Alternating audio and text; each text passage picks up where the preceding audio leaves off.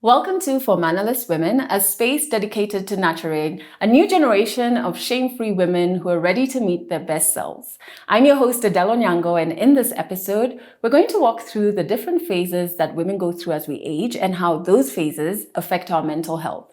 Helping us do it is Dr. Vundi, who is a board-certified psychiatrist.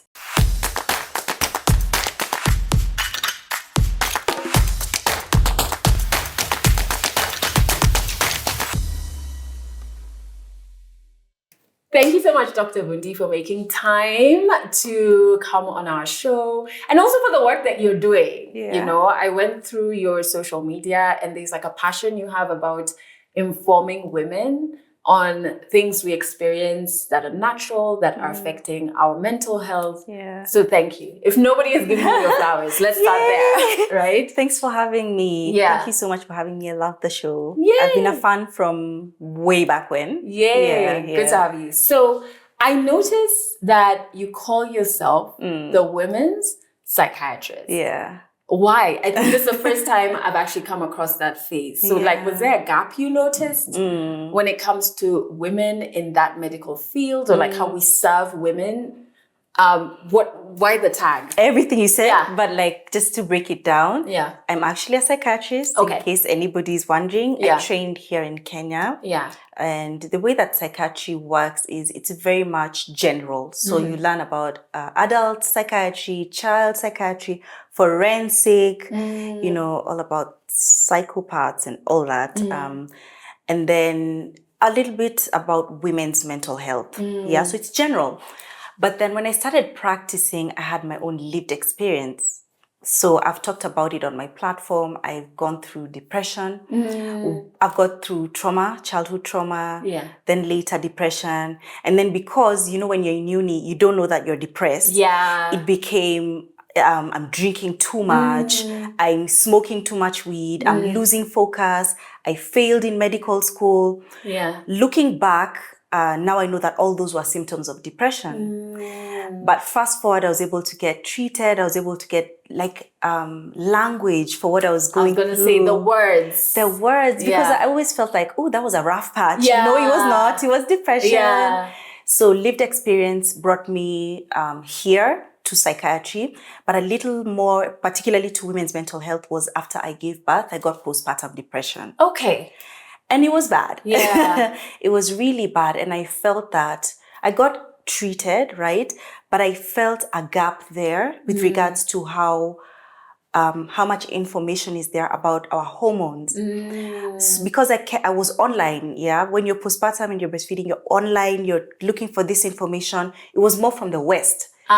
So we didn't have local... And even the cultural context is so different, isn't it? Exactly. Yeah. So that's when I did a short course online, just a specialty in women's mental health, and that's how I got here. Oh, wow. Yeah. And that's like, I think for me, Yeah. having like moved around looking for doctors and finally found one, you want a doctor who has both the book smart, but also the lived experience, because they can meet you in a more succinct way, right? I hear you. Lived experience just gives you that extra empathy. When you have somebody across from you who's been through something similar, there's the, I get you. I get you. Yeah. And can even be like, when I was there, Yeah. this is how I maneuvered. Yeah. You've mentioned postpartum and what did that look like for you? Because I feel like sometimes we do the thing you say, like with depression, that's a rough patch. And so with postpartum, it's like, oh yeah, she's just settling into motherhood. But it's not that. What does it look like? Good question. So every woman, after delivering, what happens is, okay, so when you're pregnant, you have these hormones that are supporting the pregnancy. Okay. And they're elevated to support the pregnancy. And then you give birth and everything just drops. In fact, one study I was reading the other day says there is no other system in your body that experiences such a hormone drop. Wow. So then because of that, you start to experience what we call baby blues. Every woman goes through it after delivery, where you kind of feel emotional, everything makes you cry, but usually it goes away in 2 weeks or so. Yeah. So with postpartum depression, that lasts. So now it's like 6 months later, you're still crying. So there's a lot of crying. And for me, there was a lot of irritability. Everything was riling me up. There's something called postpartum rage, something as small as like observing the nanny fixing the bottle wrong. Yeah. You feel rage, like your ears are hot. Yeah. And then there's just thoughts of, for me, thoughts of just, I don't want to be here. I want to run away. I remember telling my husband, I want to leave. I want to get out of this house and leave all of you to do this. And that's very common actually with postpartum depression. These feelings of anxiety. I had that as well. And just feeling extremely tired to do anything. Simple things like getting up, brushing your teeth, showering. It feels like a mountain. So that was my experience. But for other women, it can be extreme to the point of feeling like harming yourself or harming the baby. Because also you have to, it's already internally a lot happening hormonally, as you said. Yeah. But also your life was one way and then now there's a disruption. You may not be getting the hours of sleep that you used to get. So that's not helping the situation. Girl. So, and when I'm hearing you talk, like I don't have kids, but I feel like if I had this information, the people who matter to me who've had kids, I would have supported better instead of being like, someone close to me did say they were experiencing anxiety. I didn't come to it with the knowledge of the hormonal thing you've just explained. I'd be like, oh, anxiety? There's this app. Like, you know, and it's like, you can imagine. That's, you mean well, but like, in this moment, are you hearing what I'm saying? I love that you're talking about that because like, how do you support somebody? Exactly. With postpartum specifically, I think the best thing is to ask because sometimes I have a lot of single child-free friends and they were also a bit confused as to what do I do? Do I come? Do I not come to see you? I think just ask, what do you need today? And sometimes it means you being in close proximity to the person. So literally go and see them and then kind of also observe, like, if you see me looking like I haven't slept, it can be something as simple as just go sleep. I'll take care of the baby or I'll wash the breast pump. So that's how you can support, just literally being there and also asking. So before we even get to pregnancy, maybe we can touch on the natural phases women go through across our lifetime that actually will affect our mental health and wellness. That I think we're just socialized to be like, this is, stop, you're being weak, like just get on with it. Because even like postpartum, I feel for like our grandmothers and our mothers was that they know, but there are many natural phases we go through that do affect our mental health. I think every woman, in fact, when we were learning about the reproductive cycle, I feel like we should have learned this because we learned more about the physical stuff. Yes. Like you will get your period, it'll be 3 to 5 days, it'll come every 28 days, which actually doesn't always. But I feel we leave out the mental part. So what happens with every woman is we go through seasons. And I like to use the analogy of the 4 seasons of the, is it weather? The weather. So, well, in Africa, we don't have this, but we have, usually we have winter and then spring and then summer and then fall or autumn. If you're British. So winter for me is like menstruation. So the snow is falling. We don't need to say less. It's you're just it's down. Low energy. You really just want to be in the house. It's and literally also some women report feeling cold, like your hands and feet are cold. And that's why people also do like the hot water bottles. Actually, in Chinese, the Chinese have cracked the code of this women's mental health. So they've not Chinese, sorry, Asians. They have remedies for each phase of the cycle. So when they're menstruating, the whole concept is to get your body warm. So think about that. So winter, you want to just like drink teas and all that. Warm and like be cuddly, warm because you're helping your body just to naturally shed. But emotionally, you're just low. Your mood is low, energy also is low. So nobody should be expecting you to do, heavy gym exercise. And including yourself. 100%. Because, we like, meet ourselves with a condescending energy because like it's like, you normally do this, why are you not doing this? You think something's wrong with you and your body is going through emotion. So that's when winter. So the winter is is bad, but I like to think of it as, because we have winter, then we can appreciate spring. Okay. So for me, spring is a new beginnings, right? That's the follicular phase. Okay. So your hormones are starting to rise up, and this is the point where your energy is coming back up. A lot of creative juices. You're starting to feel more social, happy. Yeah. So usually during the follicular phase, I encourage people to tap into that energy, and that's what's called cycle syncing. Okay. And we'll talk about that. But use the creative juices. You're springing. Things are blossoming. This is the time maybe if you want to do your strategy for your podcast, schedule it at that time. Then we have summer. Okay. Summer is hot. Yeah. So usually it's a very high energy sexually. Makes a lot of sense.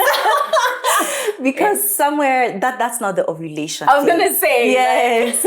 Literally, women glow, and your body is smart. You're attracting a mate. Yes. So that's what's happening. So that's literally, and I think women need to be very careful, because I always say this: are you in love or are you just ovulating? Yeah, because you can trick yourself into thinking, winter comes and you're like, I'm not in love. That's not ovulation. So when ovulation happens, the hormones dip a little bit. Not so much, but they dip a little bit. But how are we energy-wise during? Very good. You're very good energy-wise, but you can be a bit risk-taking. So it's also a good time to start trying something new. It's a very social time. Mentally, we don't see a lot of symptoms during the summer and spring. So follicular and ovulation, they tend to be pretty stable. Luteal. Now, the fall is where, just before winter, this is when things get really tricky. So usually women will feel really irritable.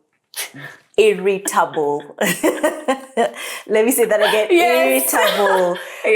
And then there's just a little bit also sadness. Women also tend to be a bit confrontational in the luteal phase. Like, why did so-and-so, why did you talk to me like that?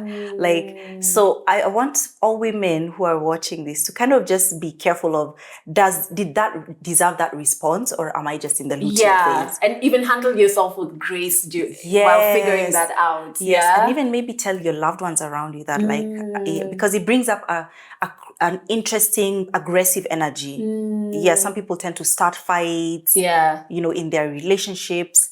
So that's the luteal phase. And that's because your hormones now are dropping. Is this the same as feeling sad? Because there's something I resonate with, and I've seen so many TikToks about it. Like, where you're like sad and you're just like, oh, nothing is going right. And then all of a sudden your period comes and you're like, oh. Exactly. That's it. So is that it? Okay. So at the end of the luteal phase, after all the hormones have dropped, now winter comes and now everything plateaus again. And then now you realize, okay. It wasn't that deep. It wasn't that deep. So that's mentally, you can imagine all these fluctuations and all these hormonal changes, and a woman doesn't know what's happening, which is all of us really. And that's happening within a short period of time, because we're not talking about summer or winter being 1 year, so it's once you think you've gotten a handle on something, it's like, guess what, it's winter. You're back. So I like what you've said. So for men, men only operate on the circadian rhythm, day night. Women are operating on a circadian rhythm, but also this other rhythm. So I believe that a woman needs to kind of be very conscious as to where she is. So that's what we call cycle syncing. I was gonna ask. This sounds like the magic of like how I think the things I want to do, or what what decisions I'm making based 100%. On where I am. Is that it? It's exactly that. So think of cycle thinking as targeted self-care, depending on where you are on your cycle. So if we are luteal phase and we're irritable, we're aggressive, this is the time, first of all, to acknowledge that this is where I am. So if you feel super irritated, you kind of know what's going on. You educate the people around you. If you have a partner, if you have friends, I tend to also advocate for, if you're in your luteal phase, just kind of also be a bit keep to yourself a little bit. Limit contact. Be with the people who get you. And maybe it's not the time to do performance reviews if you're an employer. You have done nothing this whole year. Get out. Even your exercise. Yeah. So luteal phase is very much a time when you need maybe to do like Pilates. But also because you've got a bit of aggressive energy, you can try and hone in on that and do a little bit of cardio. Winter, just be easy. Be easy. Do it. Keep it. You can do stretches. You can do yoga. And then during the follicular and the ovulation, you have energy. Go for it. This makes so much sense, even just on a personal level. So like I'll walk for an hour every morning, right? Wow. But there are days where I'm like, yeah, nailed it. No. And you know, like it gives you all of these apps now, like there's a rhythm so that you keep the pace, like a high intense pace. And then there are weeks where I'm just like, is this the same body that was killing it last week? And this week I'm like, oh my God, do I have to do this? I don't really want to do it. And at least now you don't talk down to yourself. You're like, okay, we're in this phase. So maybe let's do yoga or, as you say, Pilates or something else, dependent on the phase. Or you can skip a day. Honestly, for women who have like serious hormonal issues like endometriosis, PCOS, on top of everything we're talking about, they have really painful menses. And it's okay to just not work out on that day. And even with regards to exercise, this is a personal thing. There are times when I'm comfortable working out around masculine energy, and there are times I'm not. Like there are times I just don't want to be in the gym and look at a man sweating. Like that is already putting me off. And there are times I want to be in a yoga studio or a Pilates studio and be with other females and I feel good. So it's also around what energy do you want to be around. And if you women who have PMS or PMDD, and maybe I can define that. Like what is that? Because I feel like they're often first, even PMDD as a thing is we're only now being like, oh, there's this other thing because it was only PMS. So what are we talking about? Do you know it's even within the community in psychiatry, we're only starting to really highlight it. PMDD was really in the past has been misdiagnosed for bipolar a lot. Oh, wow. So there are a lot of women who are labeled as bipolar, but actually when you look into it, it's PMDD because it's that crazy up and down that really mimics bipolar. But isn't. So even with us, we're also catching up. But PMS, I would say, is energy and mood fluctuations. During your menstrual cycle with a very highlighted depressive more of depression, depressive symptoms, more of sadness. That's PMS. Sorry, that's PMDD. PMDD is premenstrual dysphoric disorder. So think of it as having depression, but it comes during the luteal phase and the menstruation phase, then it disappears. So it's quite heavy. I've seen women who, I'll share this because she's comfortable. There's a patient of mine who told me, take this uterus out. I'm done because I can't want to end my life every month. So PMDD, I guess by just that example, you can see the gravity of it. And you can imagine it's here and then it's gone. And so it's like, what was that? And before you get a hand, it's back. So that's PMDD. So PMS now is milder. So there is there's still the sadness, but on a milder scale. So we tend to see PMS, it's more low mood, just super low mood. So I was saying that for women with PMS and PMDD, cycle syncing can help, but they need an extra, like it's a little bit more, they need an extra. They need to speak to a psychiatrist or even a psychologist because sometimes you can be cycle syncing and you're still very low. You're still very sad. So I kind of wanted to highlight that sometimes the journey is, some women get frustrated, like I'm doing the best, I'm cycle syncing, I'm doing everything, what's not happening? I think that's where women's psychiatry comes in that there are solutions for that. What would that look like? What's examples of solutions? Right. So everything is on a scale in psychiatry, even with depression, anxiety, it's all about like it's a spectrum. So is it mild? Is it moderate? Is it severe? So where it's mild, we do have supplementation. So I'm very into holistic measures for mild PMS and PMDD. Supplements like magnesium. Oh, that was a game changer for me. Really? Oh my goodness. I was running wild without it. Really? And I did the terrible thing of like, someone tells me they're on zinc and I'm like, oh, sounds great. Let me try zinc. And no one had ever told me about magnesium, so I'd never tried it until I ended up with my GP having sleep issues and burnout and like low functioning depression actually. And when we did all my blood work, she was like, well, why zinc? So just like, just why? What was happening? What you really need is magnesium. I love that it's a game changer. Complete game changer. So like, I'm with you on that one. Did you check your vitamin D? Yeah, so we checked vitamin D. She also like restructured how we view vitamin D in terms of like when we look at like the sun and at what point do you need to supplement that? Because she was like, yeah, you can sit in the sun, but if you think about our lifestyles now, it doesn't make sense. Plus what you're wearing, like you would need to be like always naked, sunbathing, you know? And just like, would you do that? Nobody's like doing in that. town, outside your office, on your lunch break? You wouldn't. So you need to supplement that. Because vitamin D and mood are very closely related. And so magnesium, vitamin D. And I think for some women, you can try the holistic methods like ashwagandha. But I really want that to be under the guidance of somebody. So speak to your therapist, your psychiatrist, right? Then another holistic thing that all women need to do, especially during the luteal and menstruation phase, is a high protein diet first thing in the morning. Okay. Because you see, the way that the mind works, we have chemicals, right? We've got the happy chemicals like serotonin, and then you've got dopamine, which is for motivation. And these are very closely related to estrogen. Okay, which is fluctuating, exactly. Right? Okay. So when it's dipping during the luteal phase, during menstruation, serotonin is down, you're not happy. Dopamine is down, you're not motivated. And now the building blocks for these neurochemicals is protein. So I advise women to really, in the first thing in the morning, like let's not do the bread thing, you know, tea and bread, which is a Kenyan thing. To me.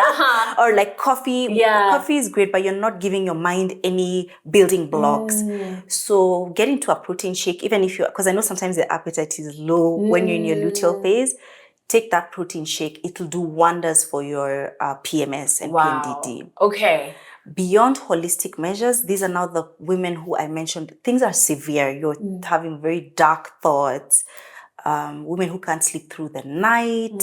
So we do, sometimes we do antidepressants for the 2 weeks where you're struggling. Then we get you off them for the time when you're okay.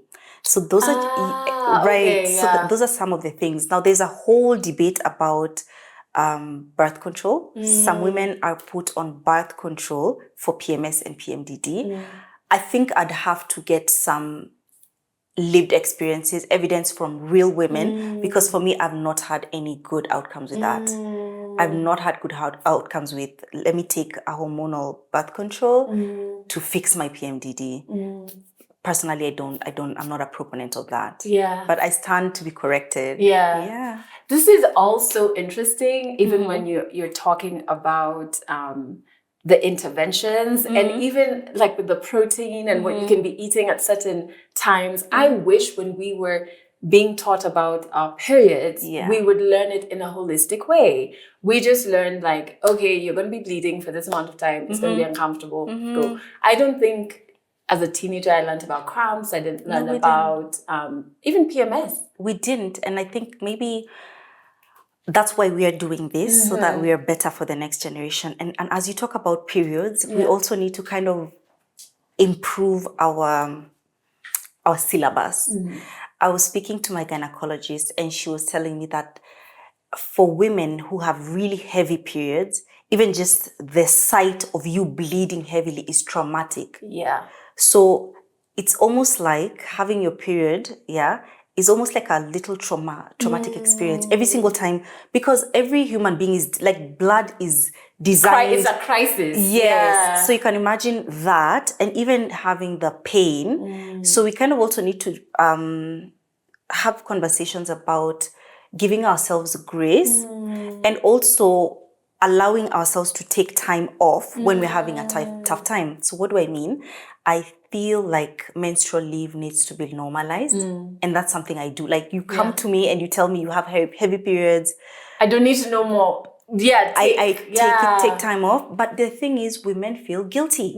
You don't want to tell your boss, I have PCOS, my cramps are crazy. So you pump yourself up with painkillers and you go and brave your day.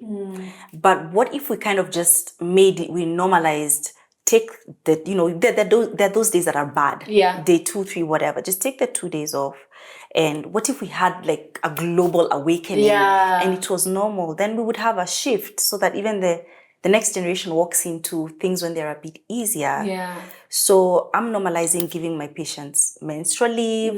I'm normalizing empowering them to know that it's their right. Like, it's okay. It doesn't mean you're weak or no, it's your right. I love that. So there's something else you've mentioned, which is PCOS. What is that? All right. So there are a lot of conditions that come up because of hormonal imbalances. So PCOS is polycystic ovarian syndrome. I hope I'm not butchering that. Yeah. It's a gynecological issue where in your uterus and sometimes even in your ovaries, you form cysts. So they're like little balloons filled with water. But it's not just an anatomical issue. It comes with a lot of hormonal problems. So women are spotting. Women have issues regulating their weight. Some women get facial hair. And a lot of patients with PCOS get mental conditions, mostly depression or anxiety. Got it. And that for me is almost confirming that the hormones and the mind are connected. Yeah. So whenever you have a hormonal imbalance, you'll have the PCOS. mind will have some. Yeah. Even with endo. Yeah. A lot of patients with endometriosis will have depression. So those imbalances with PCOS, I know that once you have treatment for it, because there are many treatment options for PCOS. Some of them actually include hormonal treatments, like just to balance out. Some women don't end up needing antidepressants. Once you correct the hormonal problems, then it's like, oh, okay, I'm okay. So when I see a woman with PCOS or endo, I send them to the gynae first. First, to know that will that help? Will that help? Yeah, the mental. Yeah, because sometimes what happens is a woman comes, she has PCOS and depression, then you put them on antidepressants. But then it kind of never gets better because we've not dealt with the root issue. Even with menopause and perimenopause, right? What happens is when women are getting perimenopausal, they might get depression. So sometimes a perimenopausal woman will be depressed and will go see a psychiatrist, and then they'll be put on antidepressants. And they never get better. So they're on antidepressants for life. But then if we did it in the reverse, so you see the perimenopausal woman, you ask questions like, okay, are you, is your period disappearing? Are you having hot flashes? Send them to the gyna, they get their hormonal treatment, and mentally they come up, like they get better. I love what you're saying, because that was my lived experience with my GP. It was, I was having sleep issues. Like, in fact, what took me there is because I've never had problems with sleep, but for 3 days I was not sleeping. I was having like dark thoughts, no energy, couldn't get out of bed. Like, now I understood when people say I couldn't get out of bed. I'm like, that was me. And I remember my doctor saying, okay, it looks like it's low functioning depression. And obviously, as much as I'm doing this wellness stuff, I was like, my first reaction to her name is Dr. Sally. I was like, so I'm dying. And she's just like, okay, no. But she said, I'm not putting you on antidepressants first. She said, I think if I fix your sleep, I'll then assess what happens. And what she explained was like, when I'm sleeping, my hormones will balance themselves out, right? And I kid you not, in 2.5 to 3 weeks, I was a completely different person. Like once my sleep was fixed, like I went back to her to see her and she was like, yeah, man, like this is not the person who was here like 3 weeks ago. And thanks for being open and sharing that. Yeah. I was like, what? I did not know. First, how powerful my body is. Like so much is happening. Even while you're sleeping, you think, I'm just resting, but your body's like, okay, it's watching. Time to do this and time to do that. And then acknowledging that you can help things that are happening with your mental once you've figured out not only your sleep, but even your hormones, right? So that's a brilliant point because psychiatrists have a bad rep of being very ready with prescriptions for antidepressants or anxiety medications. And I think I've also been guilty of that. And the thing is, as I said earlier, I think with women, sometimes it's good to be patient. Yeah. It's good to be patient, like, and try these things first.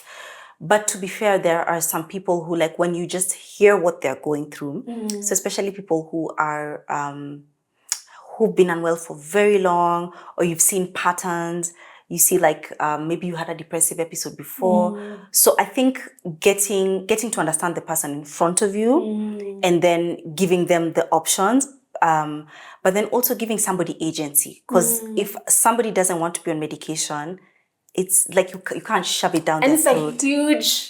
It's not as clinical, I guess. On the doctor's side, it's very clinical. It's like 1 + 1, 2. So here makes you go. sense, yeah. But on the receiving end, you're like, oh my goodness, like these tablets, you know? I'm a person on antidepressants now. But I think that let's also embrace medication because I've seen the power of what they can do, especially if they're used well, you know, within the right context. And when we are good, we discontinue. I want to break down that stigma of medications are bad, antidepressants are bad, especially in postpartum depression. I've had situations where in a couple of days, a woman who was thinking about ending it for both her and the child, they're now, oh my gosh, I love my life. What? I can sleep.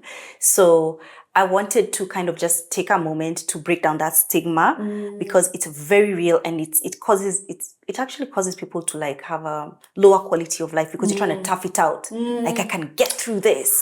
Let me tell you, even with the sleep, like I know we're saying there's stigma with the antidepressants, but even with sleep meds, because I was put on sleep medication. Got it. I was like...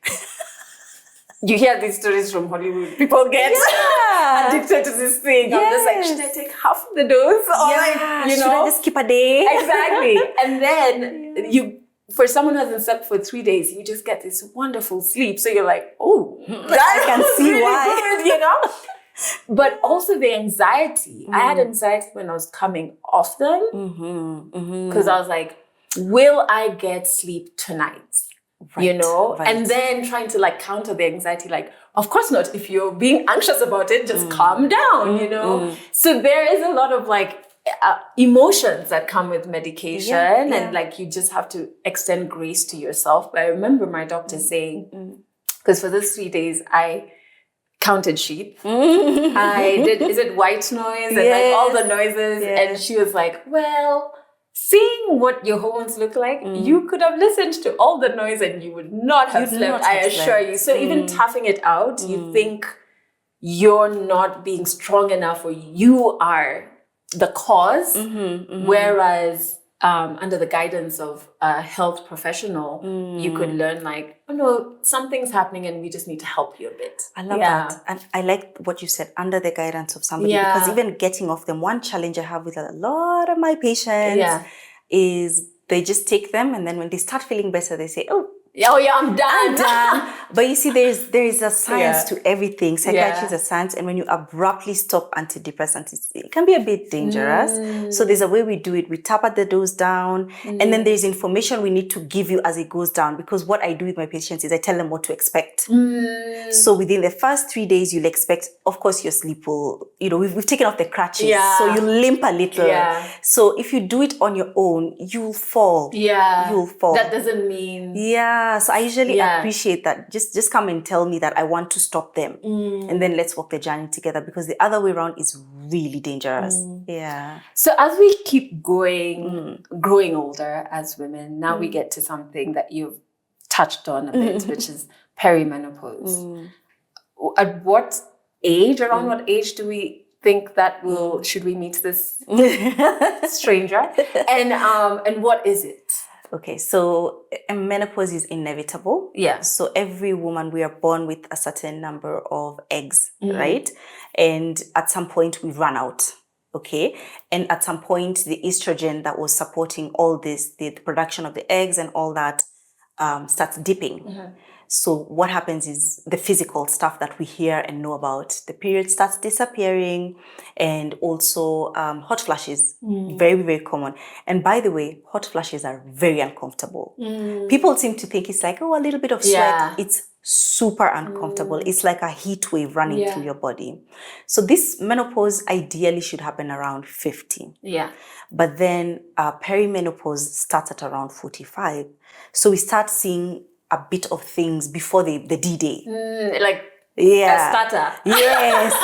Exactly. Like it's a little starter before the main meal, the main course. So women are not taught about these starters.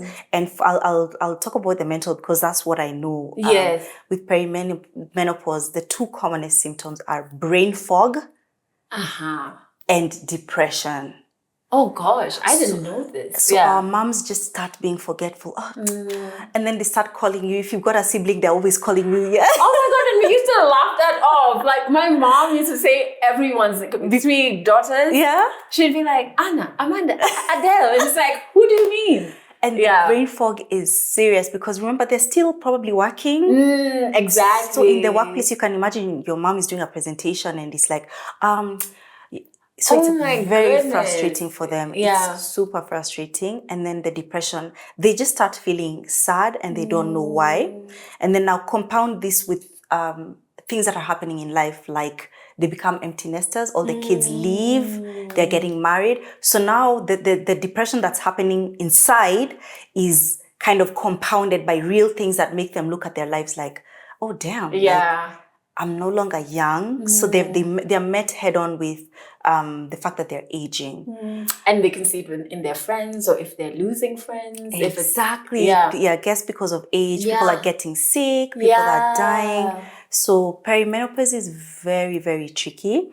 And I would say that I think we need to kind of have these conversations now. Yeah. Because for women who have PMS, PMDD, or any hormonal issue like PCOS, endo, your transition during that time will be worse. Why is that the case? Or even postpartum depression. If you've had any hormonal related mental issue, it's obviously going to get worse when you're menopausal, because you're sensitive to any hormonal shifts. And a shift is happening. A big shift is happening. So it's good to know now, so that when you're in that stage, when we are 45 and these things are happening, you're like, okay, I get this. Let me go speak to this doctor. Let me go see if I need hormone replacement therapy, which, by the way, has a bad reputation, but it's really, really a game changer for some of these menopausal issues that come up.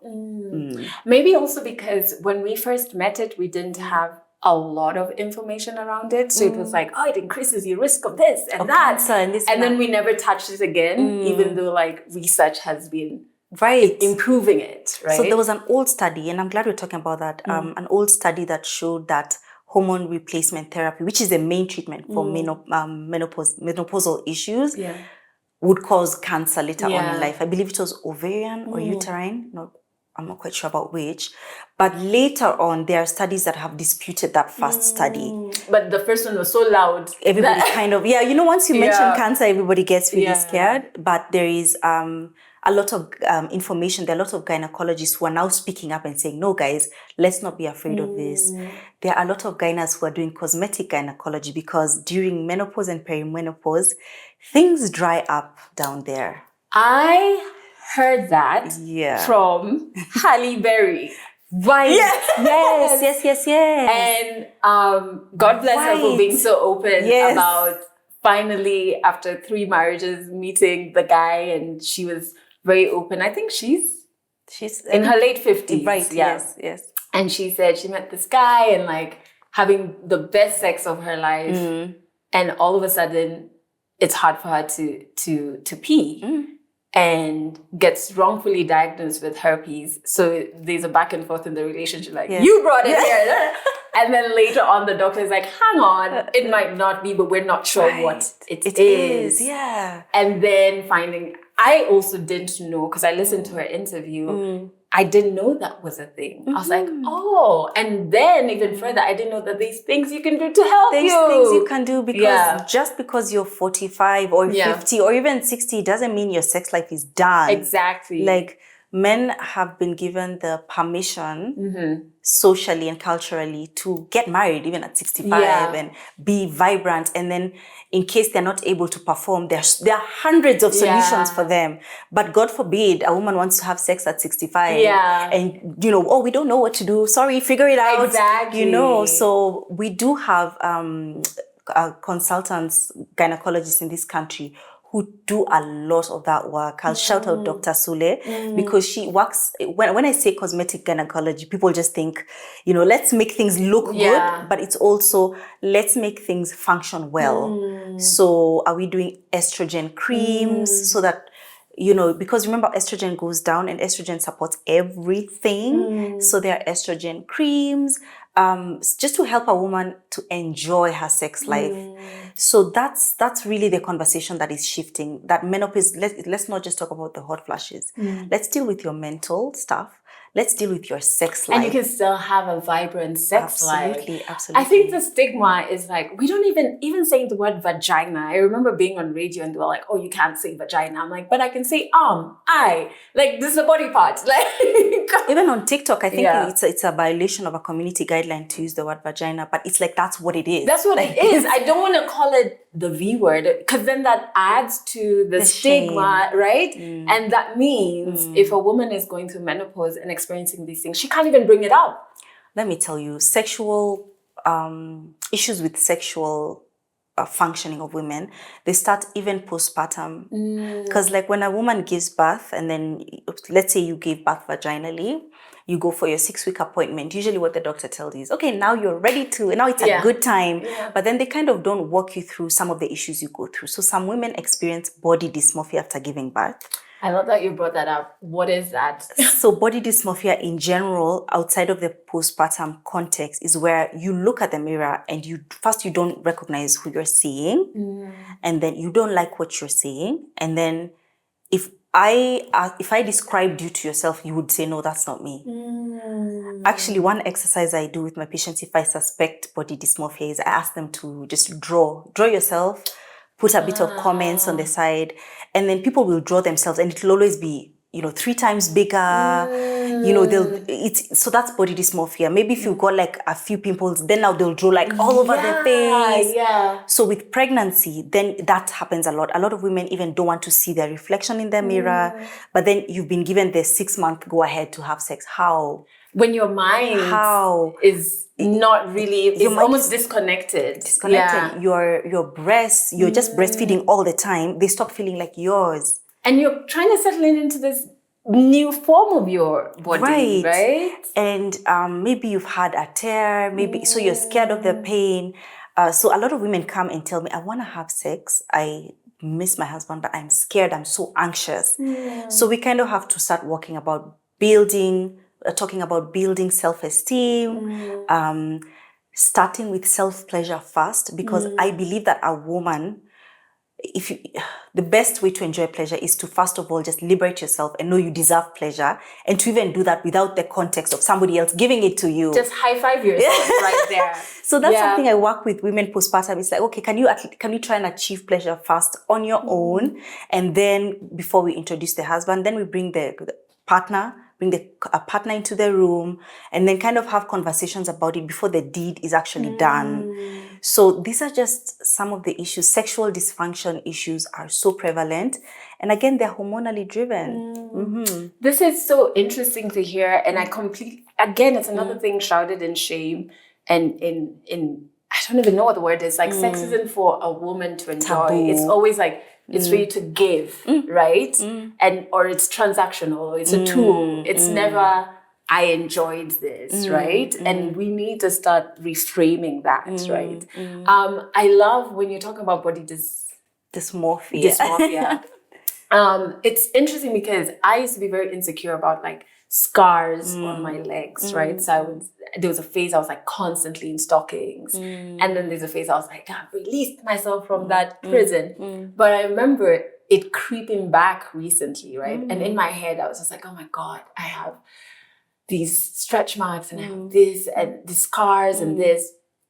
And my mind, if you asked me to do that exercise then to draw, it would be like they were everywhere. And then this time I'm in my house in shorts. And just by chance, I passed my mirror and I kind of look back and I'm like, hang on, that's not what my mind tells me my legs look like.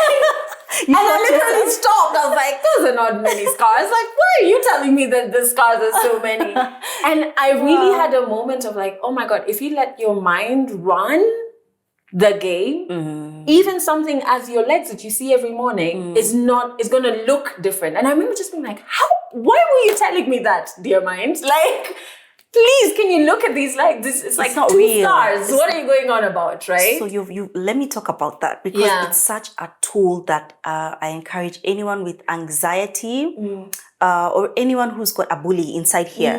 You know, there's a voice inside your head, not hallucinations, but like there's always a voice, a sense of self. Your sense of self, your inner voice is actually always kind of guiding you, and is also reflecting what you think and feel about yourself. So if your inner voice is a bully, I want you to get into the habit of talking back. And I want you to practice removing your inner voice to be an outside voice. Like if somebody spoke like that to you, what would you say? Wouldn't you punch them? You would punch them. So I want you to get into the habit of when you hear your inner voice speaking, imagine they're outside. What would you say if somebody said that?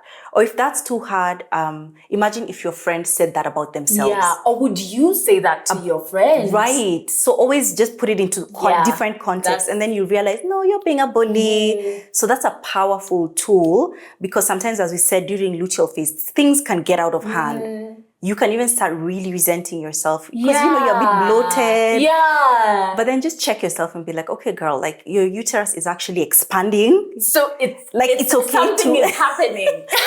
Like talk It's back. not a failure on your part.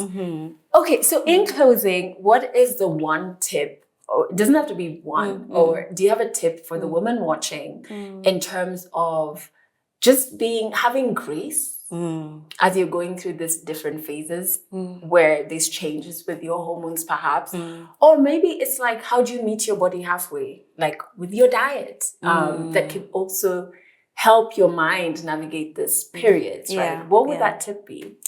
All right, I have there's a TikTok I did at the beginning of the year. It's like a lazy girl's cheat code to cracking all these things. If you don't do anything, else from this video, if you don't learn anything, I would like every woman to do 3 things. Okay. The first thing, I'll modify it a bit from the TikTok because I don't want to be repetitive. And the first thing is I believe every woman needs to be on magnesium.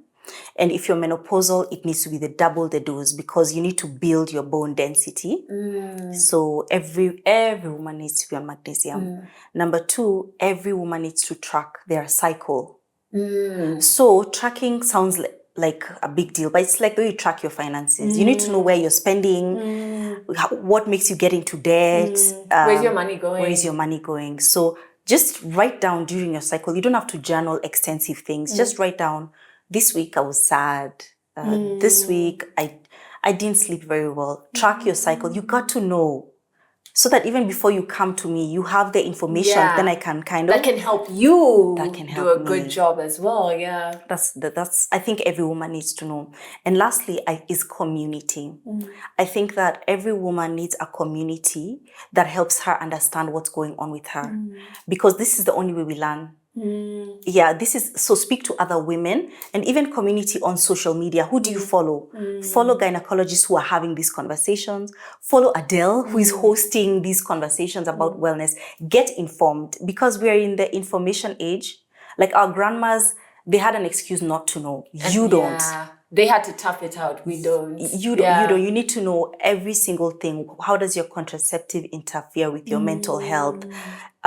Get informed so that if you're sitting across from a doctor and if he's male and he doesn't ask you what part of your cycle you're in, you can bring it up and say, okay, on top of everything I've told you, you need to know I'm also at this. Yeah. Right. You have to be an informed patient. That is so important because I remember I think it's my sister's doctor saying, you are the expert on your body. Like, I'm trusting you. So any pain, don't think it's frivolous. Like, tell me. Because you've spent the most time in that body. In your head. I'm just coming in now, you know, so I'm trusting you. And unfortunately, male doctors will not always kind of know the questions to ask. They're not going to ask you if you're feeling pain or if you're feeling dry when you're having sex, when you're a menopausal woman, because maybe you're an older woman. Yeah, there's like a cultural context there, right? So maybe you need to bring it up and say, okay, when I'm having sex with my husband, I'm feeling pain and I feel a bit dry. Then they will know what to do about it.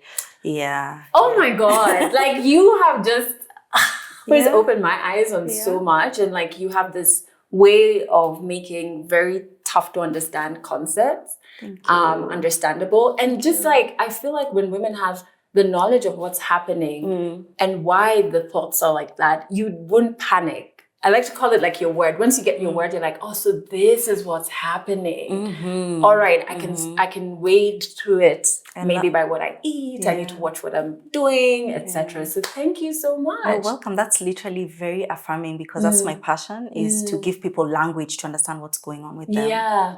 So thanks for coming on the show. Thank you for having me. And thank you for watching this episode. If you want to follow Dr. Vundi, as she said, from TikTok, Instagram, and she has a podcast as well.